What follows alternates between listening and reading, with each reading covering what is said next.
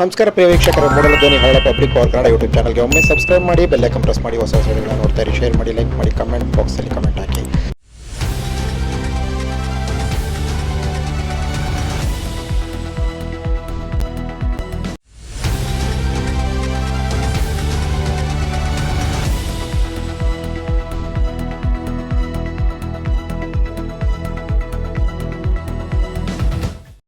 ಬನ್ನೂರು ವಿಧಾನಸಭಾ ಕ್ಷೇತ್ರದಲ್ಲಿ ನಿರಂತರವಾಗಿ ನಡೆಯುತ್ತಿರುವ ಚಿರತೆ ಹಾವಳಿ ಹಾಗೂ ಕಾಡು ಪ್ರಾಣಿಗಳ ಹಾವಳಿಯಿಂದ ಭಯಭೀತರಾಗಿರುವ ಜನರ ಸ್ಥಿತಿಗತಿಯ ನಡುವೆ ಮತ್ತೊಮ್ಮೆ ಅರಣ್ಯಾಧಿಕಾರಿಗಳು ತಮ್ಮ ಅರಣ್ಯ ಕಕ್ಕೆಹೊಲ ಪೊನ್ನಾಚಿ ಗ್ರಾಮದಲ್ಲಿ ಕಕ್ಕೆಹೊಲದಲ್ಲಿ ಚಿರತೆಯೊಂದನ್ನು ಸೆರೆ ಮಾಡಿದ್ದಾರೆ.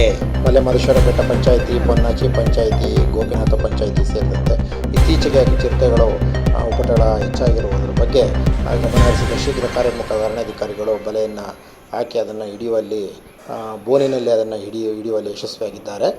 ಸದ್ಯಕ್ಕೆ ಕಕ್ಕೆಹೊಲದ ಗ್ರಾಮಸ್ಥರು, ಪೊನ್ನಾಚಿಗೆ ವ್ಯಾಪ್ತಿಯ ಗ್ರಾಮಸ್ಥರು ಸ್ವಲ್ಪ ಮಟ್ಟಿಗೆ ನಿಟ್ಟುಸಿರು ಬಿಡುವಂತಾಗಿದೆ.